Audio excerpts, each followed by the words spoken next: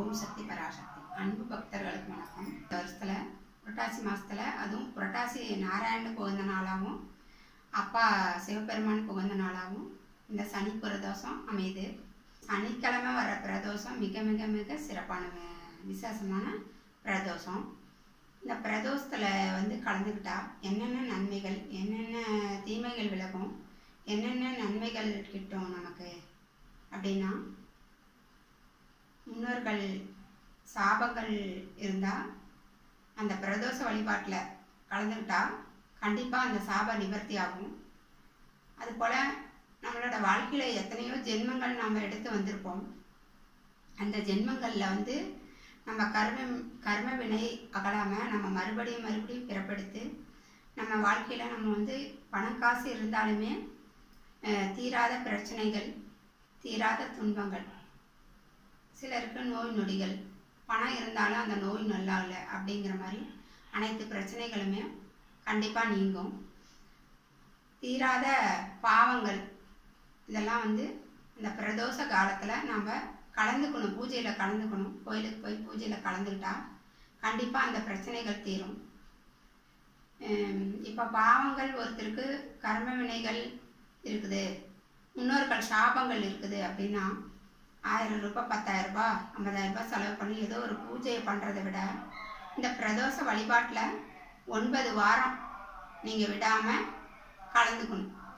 கலந்துட்டா மட்டும் பத்தாது, சாமிக்கு அபிஷேக பால் வாங்கி கொடுக்கணும். அப்போ நம்ம பாவங்களும் கர்ம வினைகளும் கண்டிப்பாக தீரும். அந்த 4 மணிக்கு ஆரம்பிப்பாங்க, 6 மணிக்கு பூஜை நிவர்த்தி பண்ணுவாங்க, நிறைவேற்றுவாங்க.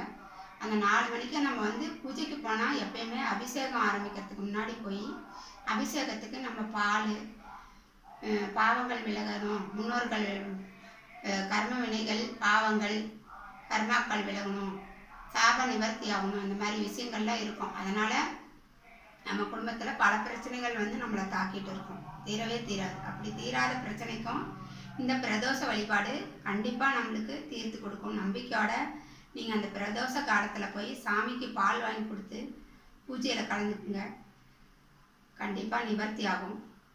அதுபோல் இப்போ மக்கள் விரதமும் சனிக்கிழமை விரதம் இல்லை ஒரு பிரதோஷத்துக்கும் நான் விரதம் இருக்கேன் அப்படின்னா கண்டிப்பாக விரதம் இருக்கலாம். விரதம் இருக்கும்போது காலையிலேருந்து சாயந்தரம் வரைக்கும் சாப்பிடக்கூடாது, பால் பழம் சாப்பிடக்கூடாது, வெளியில் எதுவும் கெட்ட வார்த்தைகள் கூட பேசக்கூடாது, யாருக்கிட்டையும் சண்டை போடக்கூடாது, கோவப்படக்கூடாது. விரதம் இருக்கிற அந்த காலங்களில் நம்ம ரொம்ப சாந்தமாக கடைபிடிக்கணும், விரத காலத்தை கடைபிடிக்கணும்.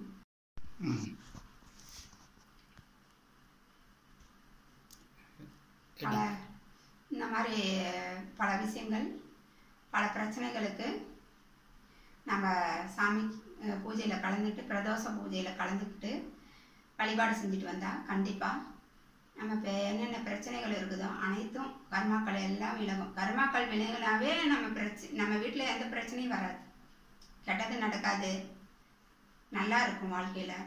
நம்ம வேண்டுற வரம் சாமிகிட்ட இருந்து நமக்கு கிடைக்கும். அந்த மாதிரி பிரதோஷ காலத்தில் பிரதோஷ பூஜையில் கலந்துக்காங்க மக்கள்லாம். அதுபோல் இப்போ என்னென்ன தீமைகள் விலகும் அப்படிங்கிறத நான் சொல்லியிருக்கேன். இப்போ என்னென்ன நன்மைகள் நமக்கு கிடைக்கும் பகவான் அருளால் அப்படிங்கிறதையும் நான் சொல்லிடுறேன்.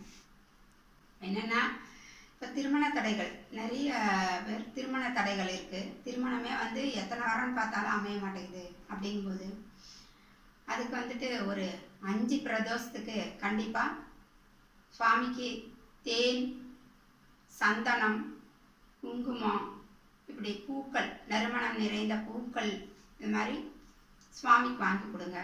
ஊதுபத்தி, பன்னீர், சந்தனம், குங்குமம், இப்படி அபிஷேக பொருட்கள் இருக்குது. மாலை இது மாதிரி சாமிக்கு வாங்கி கொடுங்க. மாலை வாங்கி கொடுத்தா கண்டிப்பாக மணமாலை கை கூடும் சீக்கிரமாக.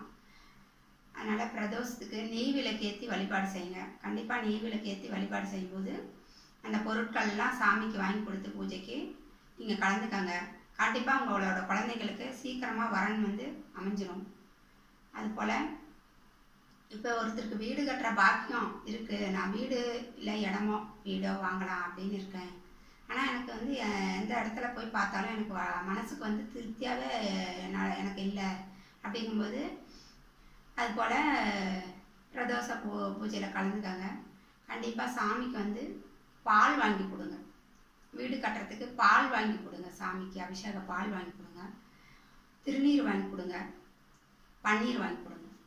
இப்போ இப்படி வாங்கி கொடுத்து நம்ம அந்த பூஜையில் கலந்துக்கும் போது உங்களுக்கு பால் போல மனம் கொண்டவன் அந்த பரமசிவன். அதனால் அந்த ஆண்டவன் உங்களுக்கு நல்ல வீடு கண்டிப்பாக உங்களுக்கு பிடிச்ச மாதிரி வீடோ இல்லை இடமாவோ வாங்கினீங்கனாலும் அந்த வீடோ இடமோ நீங்கள் நினைக்கிற மாதிரி கண்டிப்பாக உங்களுக்கு பகவான் அருளால் கிடைக்கும். அதுபோல் இப்படி இப்போ வந்து நம்மளுக்கு வீட்டில் யாருக்காவது உடம்பு சரியில்லை, தீராத நோயாக இருக்குது, எவ்வளவோ பணம் செலவு பண்ணோம் நாங்கள், ஆனால் வந்து எங்களுக்கு ஹாஸ்பிட்டலில் செலவு பண்ணி கூட மருந்து மாத்திரை சாப்பிட்டும் கூட நல்லாகலை அப்படின்னு சொன்னால் அது கூட ஒரு கர்மா தான். ஏதாவது ஒரு சாபம் இருந்தால் உன் குழந்தைங்க வந்து இப்படி இருக்கணும் அப்படின்னு ஏதோ ஒரு முன்னோர்கள், நாமெல்லாம் இன்றைக்கி பிறந்தோம், இப்போ முன்னோர்கள் வந்து அந்த மாதிரி ஏதாவது சண்டை போட்டு சொந்த பந்தத்துலேயோ பிறத்திலையோ இல்லை பக்கத்துலேயோ அந்த மாதிரி சண்டை போட்டு சாபம் விட்டுருந்தாங்கன்னா நமக்கு தெரியாது. இப்போ நம்ம நினைப்போம் வந்து இந்த மாதிரி நம்ம இவ்வளோ செலவு பண்ணியும் நம்மளுக்கு நல்லாகலையே அப்படின்னு நம்மளுக்காக மனசில் வருத்தப்படுவோம். அந்த வருத்தப்படுறதை விட்டுட்டு பகவான்கிட்ட வேண்டிக்கணும். 11 பிரதோஷம் 11 பிரதோஷ காலம் நீங்கள் சுவாமிக்கு பூஜையில் கலந்துக்கணும். அவங்க நோயாளிகள் கலந்துக்க முடியலனாலும் கணவனுக்கு நோயா மனைவி கலந்துக்கலாம். மனைவிக்கு ஏதாவது பிரச்சனையா கணவர் போய் அந்த பூஜையில் கலந்துக்கலாம். இல்லை குழந்தைங்க யாராவது போய் அந்த பூஜையில் கலந்துக்கலாம். எங்கள் அப்பாவுக்கு எங்கள் அம்மாவுக்கு இந்த மாதிரி இருக்குது, சரியாகணும் ஆண்டவனே அப்படின்னு சொல்லி கலந்துக்கலாம். இந்த மாதிரி கலந்துக்கிட்டு வரும்பொழுது 11 பிரதோஷம் கண்டிப்பாக கலந்துக்கணும். அப்படி கலந்துக்கும் போது அந்த நோய் தானாக தீரும். அந்த அபிஷேக தீர்த்தம் கொண்டு போய் நோயாளிகளுக்கு கொடுக்கும்போது அந்த உடம்புல இருக்கிற நோய் கண்டிப்பாக தீரும்.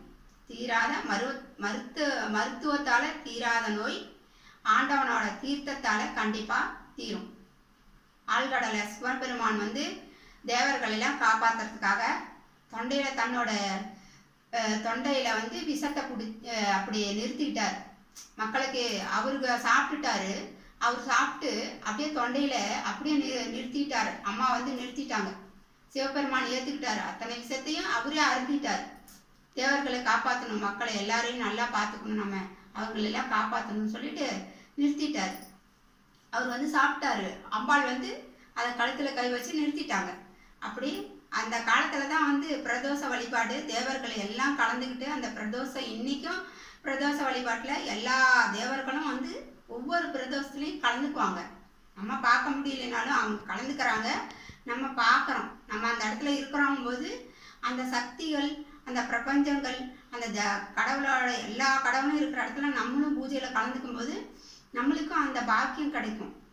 அந்த விஷத்தன்மை வந்து நீங்குதில்லை. நமக்கு வந்து விஷத்தை இருந்து காப்பாற்றுறாங்க. அந்த விஷத்தை தானே அருந்திட்டார் சிவன். தானே அருந்திட்டு நம்மளை வந்து காப்பாற்றுறாங்க, தேவர்களை காப்பாற்றினார்.